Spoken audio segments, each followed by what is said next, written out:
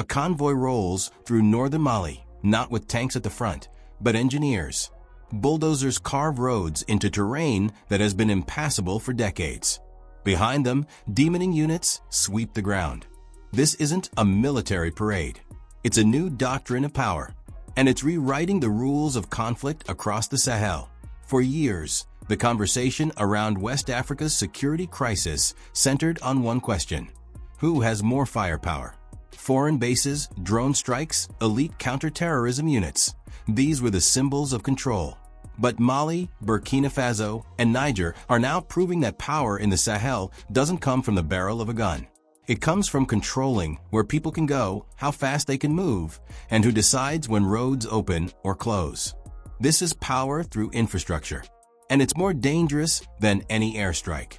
Under the Alliance of Sahel States, or AES, these three nations have launched a coordinated strategy to dominate space, not by occupying it with soldiers, but by reshaping it with roads, bridges, and secured corridors. They're not trying to win firefights in every village. They're trying to control the arteries that connect those villages in the first place. If you can dictate movement, you dictate everything else: trade, aid distribution, insurgent mobility, even political legitimacy. Geography becomes a weapon, and the AES is learning to wield it with precision. This shift reflects a hard lesson learned from years of failed interventions. International forces flooded the region with advanced equipment and air support, but insurgents adapted. They melted into terrain that was unmapped, unreachable, and uncontrollable. Convoys were ambushed because the roads themselves were death traps. Entire districts remained cut off not because of enemy strength, but because there was simply no way in. Firepower couldn't solve that. Infrastructure could. Mali's government, along with its AES partners, has redirected resources toward mine-clearing operations and engineering battalions tasked with building strategic corridors. These aren't just roads for civilians. They're deliberate instruments of state control, designed to break the isolation that insurgent groups thrive on. By connecting previously unreachable zones to centralized state authority, the AES forces insurgents into a dilemma. Either engage on open ground where state forces hold the advantage, or retreat into shrinking pockets of influence. The tempo of operation shifts. The state no longer chases threats. It shapes the environment, so threats have nowhere sustainable to operate. This approach also sends a political signal. For decades, rural populations in the Sahel have felt abandoned by their capitals. Roads that were promised never came. Markets stayed disconnected. Clinics remained inaccessible. Insurgent groups exploited that neglect, positioning themselves as the only forces willing to move through those areas.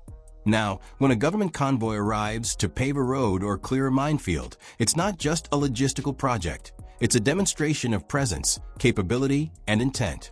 The state is saying, "We can reach you now, and we're here to stay." But there's a darker side to this strategy. Control over movement is also control over people. Secured corridors can just as easily become tools of restriction, surveillance, and exclusion. If the state decides who moves, and when it also decides who gets isolated. Communities that fall outside these new networks risk becoming invisible, cut off not by insurgents, but by their own government's infrastructure priorities. Is this a strategic move to restore sovereignty, or the foundation of a more centralized, less accountable form of governance? What happens next could redefine the region. The AES alliance is betting that whoever controls the roads controls the future. They're proving that in modern African conflict, infrastructure isn't support, it's the strategy. And as they extend their reach deeper into contested zones, the question becomes whether this model can deliver stability, or whether it simply consolidates power in new, unmovable ways. The Sahel is shifting. The map is being redrawn. And this time, it's not written in bullets, it's paved in asphalt. 3 air traffic control towers across West Africa simultaneously began denying flight clearances to aircraft they'd waved through for years. No warning, no negotiation, just closure. Mali, Burkina Faso, and Niger had quietly rewritten the rules of who controls their skies. And with that, they dismantled a security architecture that had defined the region for over a decade. This wasn't about airspace regulations. It was about power. For years, the West African security model operated on a simple assumption that borders, airspace, and military operations in the Sahel would remain functionally open to Western forces and their regional proxies. France flew reconnaissance missions without formal permission. ECOWAS framework allowed Nigerian-led interventions with minimal consultation. External partners treated sovereignty as something negotiable, a courtesy extended when convenient, but overridden when strategic interests demanded it. The system worked because it assumed compliance. The alliance of Sahel states just refused to comply. The AES, Mali, Burkina Faso, and Niger has fundamentally rejected the old ECOWAS Western security model, and their infrastructural strategy is the clearest evidence of that rejection.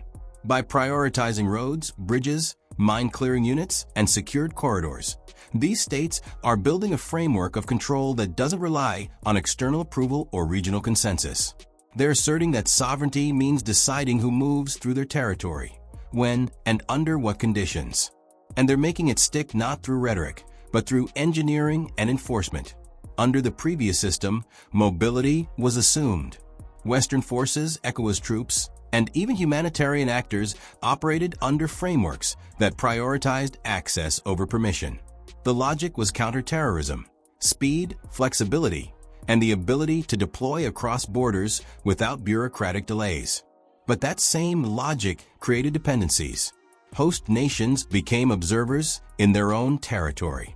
Decisions about where troops moved, what infrastructure got built, and who controlled strategic corridors were often made in Abuja, Paris, or Brussels. The AES states watched this for years. Then, they decided to end it. The shift isn't just rhetorical. It's operational. When Mali began restricting airspace, it wasn't symbolic. French reconnaissance flights that had operated freely for years suddenly required formal authorization that was routinely delayed or denied. When Burkina Faso prioritized road construction into previously inaccessible regions, it wasn't just about development. It was about creating government-controlled supply lines that didn't depend on external logistics networks. When Niger began asserting control over border crossings, it signaled that ECOWAS protocols no longer superseded national decision-making. These are deliberate acts of sovereignty enforcement, and they're being executed through infrastructure, not ideology. This is where the stakes become clear. The old model assumed that regional security was a collective problem requiring collective, and often externally guided, solutions. The AES model assumes the opposite, that security is a national responsibility, and that dependence on external frameworks compromises rather than strengthens state authority. By controlling movement through engineering rather than diplomacy, the AES forces a recalibration. Nigeria can assume its forces will move freely through Nigerian territory. France can't assume its aircraft will have unrestricted access. ECOWAS can't assume its resolutions will override national border enforcement. The entire architecture that treated the Sahel as a permeable security zone is collapsing. There's a deeper implication here. The infrastructural focus isn't just about rejecting Western influence.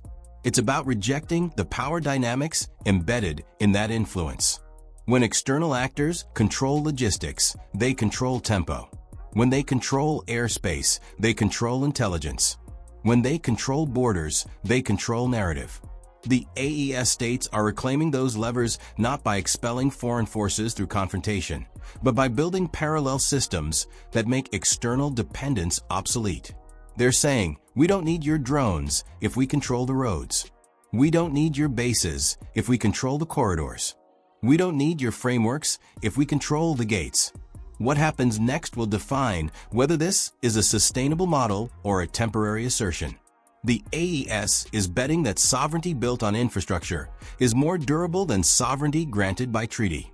They're proving that control over physical space can replace reliance on diplomatic consensus.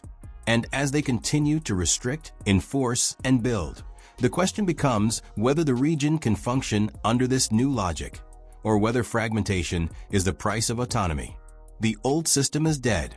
What replaces it is still being paved, one secured corridor at a time. A Nigerian military aircraft touches down on Nigerian soil. Not by choice. Niger's Air Defense Command forced it out of the sky, compelling an emergency landing inside territory it once moved through freely. No apology followed. No diplomatic backtrack. Just enforcement. This wasn't a mistake. It was a message. And it reveals a strategy the entire Sahel is now executing in concrete and asphalt. What happened in Niger's airspace wasn't an isolated confrontation. It was the visible edge of something far more deliberate, a calculated campaign to turn sovereignty from a legal concept into a physical fact. Mali, Burkina Faso, and Niger aren't just asserting control. They're building it into the ground. Military engineering battalions are expanding across all three nations, not to fight insurgents directly, but to reshape the terrain itself. Roads are being carved into regions that have been inaccessible for generations.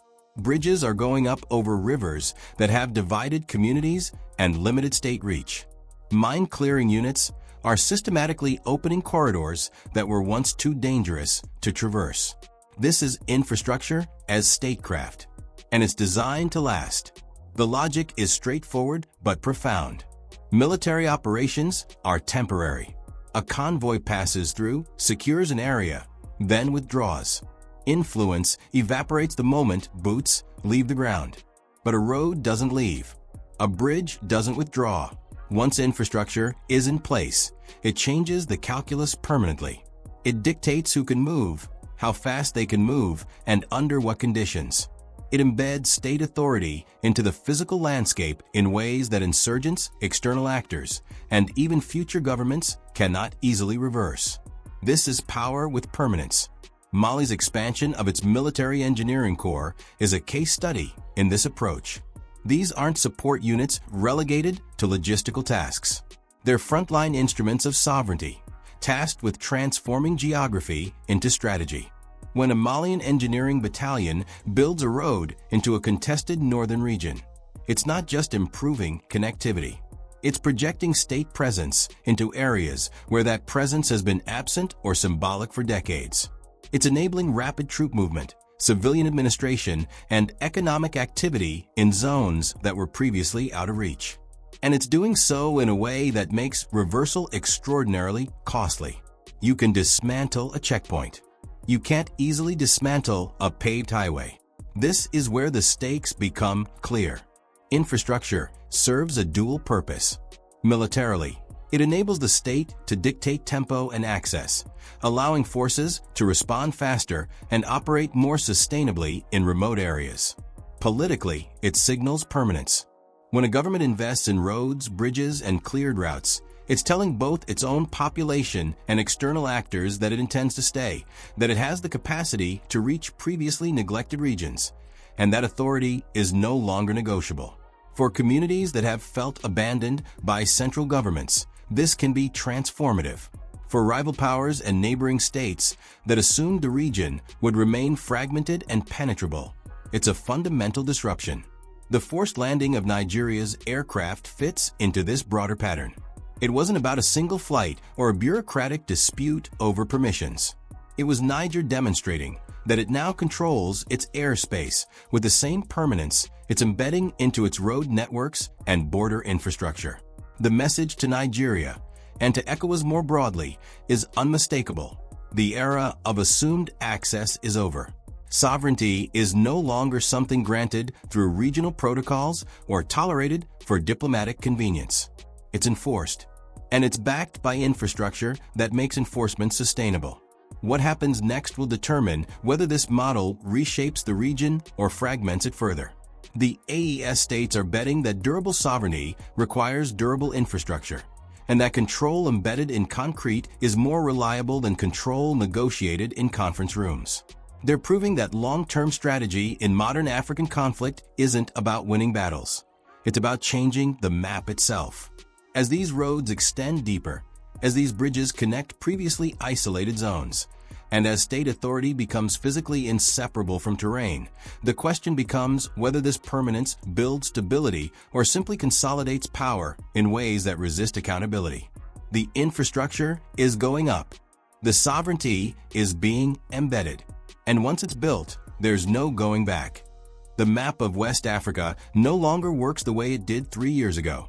Routes that were open are now closed. Airspace that was permeable now requires permission that doesn't come. Borders that functioned as suggestions are now enforced with engineering battalions and air defense systems. Nigeria, France, the United States, and ECOWAS are all discovering the same reality. Their assumptions about access, influence, and control across the Sahel have become obsolete, and there's no mechanism to reverse it. This is the strategic consequence of what Mali, Burkina Faso, and Niger have been building. It's not just about roads or restricted airspace. It's about a fundamental recalibration of power in West Africa. For decades, the region operated under a security order, where external actors and dominant regional players like Nigeria could move with relative freedom, coordinate interventions through ECOWAS frameworks, and assume that sovereignty in the Sahel would bend to collective security priorities. That order is gone. What's replacing it is messier, more fragmented, but also more assertive, a system where the Sahel states are no longer being managed, but are actively managing their own space. For Nigeria, this shift introduces friction at every level. Nigerian military aircraft that once transited freely now face denials and forced landings. Diplomatic protocols that assumed Nigerian leadership within ECOWAS are being ignored or openly contested. Economic corridors that connected Nigerian markets to the Sahel are now subject to controls that Lagos doesn't dictate. Nigeria remains the largest economy and military power in West Africa, but size no longer guarantees influence when borders are enforced and airspace is restricted. The leverage Nigeria once held through ECOWAS is evaporating because the AES states have built physical infrastructure that makes regional consensus optional rather than necessary. France faces a similar erosion, but with deeper symbolic implications. French forces operated in the Sahel for over a decade under the assumption that their presence was both welcome and strategically indispensable. That assumption died slowly, then all at once. Bases were closed. Permissions were revoked. Operations that had functioned under informal agreements suddenly required formal authorizations that never arrived. The AES states didn't expel France through confrontation. They simply built systems that made French access irrelevant. When your drones can't fly and your convoys can't move without permission you won't receive, presence becomes untenable. France is learning that influence without infrastructure is just nostalgia. The United States is recalibrating too. American counterterrorism strategy in the Sahel relied on partnerships with host nations that would allow intelligence sharing, drone operations, and training missions with minimal bureaucratic resistance. That model assumed cooperative sovereignty, the idea that states would prioritize security cooperation over strict enforcement of territorial control. The AES is rejecting that premise entirely. American drones stationed in Niger faced operational restrictions that made their missions increasingly difficult, and eventually, the strategic value collapsed. The U.S. isn't being pushed out through hostility. It's being squeezed out through irrelevance, as the Sahel builds its own systems of control that don't require American enablement. This is where the stakes become clear. The shift isn't temporary, and it isn't reversible through diplomacy alone. Infrastructure embeds control. Once roads are built, once corridors are secured, once airspace enforcement becomes routine, rolling it back would require either military confrontation, which no external actor has the appetite for, or internal collapse within the AES states themselves. Neither is imminent. What's emerging instead is an uneven but deliberate system where the Sahel states control movement, enforce sovereignty, and operate without needing external validation. It's not neat. It's not stable in the traditional sense. But it's functional, and it's reshaping regional power dynamics in real time. The final outcome remains uncertain. This could consolidate into a stable model of autonomous security governance, where the Sahel manages its own challenges without external interference. It could also fracture under internal strain, as the costs of enforcement and the pressures of governing isolated regions create new vulnerabilities. Or it could settle into prolonged tension, where the old powers retain influence at the margins but can no longer dictate terms, and the Sahel states assert control without achieving full stability. What's not uncertain is the direction. The old West African security order has collapsed. The assumptions that held it together, open borders, permeable airspace, external authority, are dead. And what's being built in its place, paved in asphalt and enforced at checkpoints, is a new logic of power that the rest of the region is still struggling to understand.